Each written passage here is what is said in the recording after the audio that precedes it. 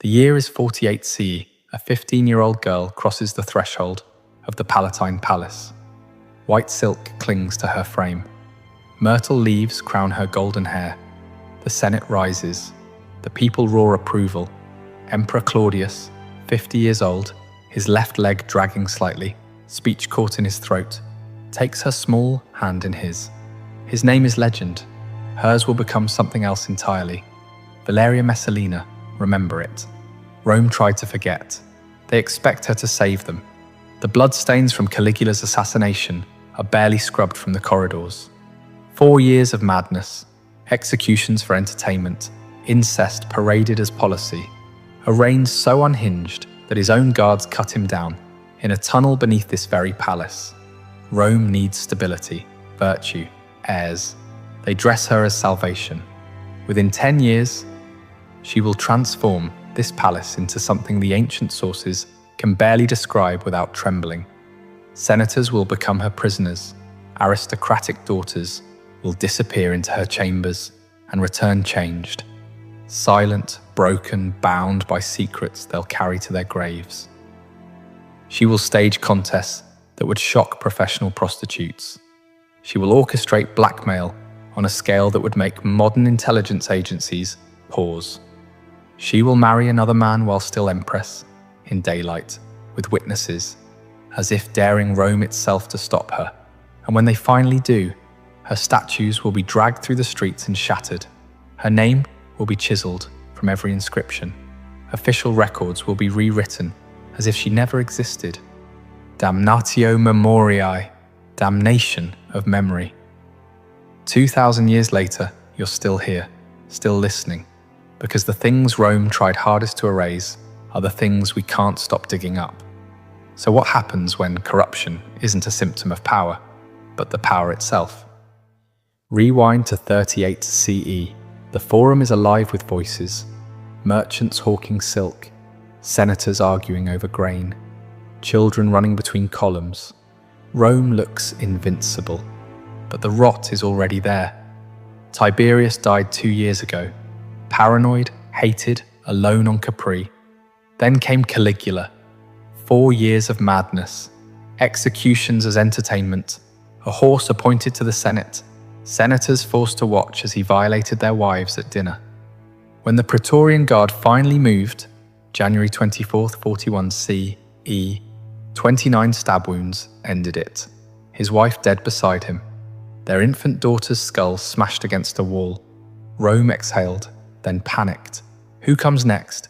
They find him hiding behind a curtain. Claudius, the stammering uncle, the family embarrassment with the limp and the drool, 50 years old, never wanted power, never expected it. The guard proclaims him emperor anyway, not because he's qualified, because he's alive and Rome needs someone wearing the purple before the city tears itself apart. Claudius knows he's a placeholder. He needs legitimacy, fast, an heir, a dynasty. Proof the gods haven't abandoned Rome. So he marries Valeria Messalina, third cousin, 15 years old, bloodline that traces back to Aeneas himself, beauty that poets build careers describing, pale skin, golden hair, features so perfect they look carved. She's been groomed for this, educated in virtue, taught to lower her eyes, speak softly, embody the chastity that holds civilization together. On paper, she's perfect. The Senate approves, the people cheer, the empire has a future again. But here's the question nobody asked. What happens when you take a child and dress her as a goddess? When you place her in a palace where every door opens at her command, where senators bow, where her husband is twice her age and terrified of losing power? When you tell her that her entire value exists in her womb and her purity, that she must be modest, obedient, chaste, a living symbol of virtue? When you hand unlimited power to someone whose only instruction is don't use it, what happens when the gap between what she's forced to be in public and what she desires in private becomes a chasm? Rome is about to find out. If this moment doesn't move you to stay and learn what happens when power meets forbidden desire, you're missing the lesson our ancestors died to teach. Because what comes next isn't just scandal, It's how empires crumble from the bedroom, not the battlefield. Before we go further, if you're drawn to documented records that history classes won't touch, hitting that like and subscribe button helps us uncover more accounts like this. Now, back to the story. The first 2 years are textbook perfect. Messalina gives Claudius a daughter, Claudia Octavia, then a son, Britannicus, named after his father's conquest of Britain. The Senate breathes easier. The empire has heirs. She appears at state functions, draped in modest stola, head covered, eyes downcast. Every gesture choreographed for virtue. The perfect Roman matron. In public, she is everything Rome demands. In private, Rome has always divided its women into 2 categories: the matrona and the meretrix, the wife and the courtesan, the sacred and the profane. One lives in the atrium, raises children, guards family honor. The other lives in the lupanar, the brothel, where men shed civilization like a cloak. The system works because these categories never touch. Messalina decides to be both. The first whisper comes around 42 CE. A senator returns late from Ostia. Business ran long. He's in Rome for the night. On impulse, he visits the Subura, Rome's red light district. Narrow streets that smell like piss and cheap wine. Cramped insulae where oil lamps burn low and you can disappear into the dark. He chooses a room, pays his coin. The woman enters. Dark wig, heavy coals smudged around her eyes. Perfume trying too hard. Myrrh and roses covering something that smells expensive. She turns toward him. Their eyes meet. He recognizes the Empress of Rome. Not a look-alike, not a rumor. Her. According to Tacitus, yes, writing decades later, yes, with his own agenda, but with access to palace insiders. This wasn't once.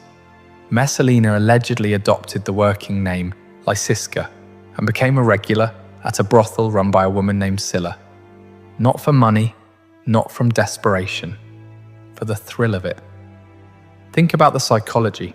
Every client who didn't recognize her became an unwitting accomplice. Every man who did became someone she owned. Because what's he going to do? Report the Empress to whom? She's not just breaking rules. She's weaponizing the hypocrisy that built them. Because Roman morality was always performance. Senators kept mistresses. Generals visited brothels. Married men slept with slaves and nobody blinked. But women, especially aristocratic women, especially the Empress, were supposed to be above desire. Marble statues, breeding vessels, symbols. Messalina looked at that cage and walked out the door. She would return before dawn, remove the wig, wash away the cheap perfume, dress in imperial silk, attend the morning sacrifice to Vesta, goddess of chastity, with the same serene expression she wore the night before, as if nothing happened. But the brothel was just the laboratory. The real operation happened inside the palace. Picture the banquets. Rome's elite sprawled on silk couches around low tables. Golden platters heaped with roasted dormice brushed in honey. Wine flowing from jeweled cups. Senators making small talk. Generals discussing Britain. Very Roman, very civilized. Until Messalina gives a signal. The servants leave. The doors close. New guests arrive. Gladiators still smelling of the arena. Sand, blood, sweat. Actors from the theatre. Foreign captives. Sometimes the teenage sons of patrician families. Summoned under the pretense of discussing their father's careers. What happens next, the sources describe with horror and fascination. Forced performances, humiliating contests, senators paired with their political enemies and told to entertain the Empress. Aristocratic women, married, respectable, terrified, coerced into playing the prostitute while their husbands watch from across the room, frozen. Refusal isn't an option. A tribune declines her invitation. 3 days later, he's floating in the Tiber. A nobleman tries to leave early. His family loses their estate by week's end. The message spreads. The Empress does not accept no. Then comes the contest. The story appears in Pliny the Elder. Yes, he's writing about natural history, but this detail stuck. A competition between the Empress and a famous prostitute named Scylla, not for money, for pride. Who could outlast more partners in a single night? 25. Messalina 1. Pliny writes it down like he's documenting a solar eclipse, with clinical horror and fascinated precision. True? Exaggerated? Propaganda? We'll never know for certain. But the story survived because it captured something Romans couldn't articulate. A woman wielding sexual power, not as submission, but as dominance. Rome didn't have language for that, so they turned it into myth. But myths don't come from nowhere. They reflect something that happened, something people witnessed and couldn't forget, even when they tried. The palace becomes a theatre of power, where humiliation is currency, where senators arrive at dawn to beg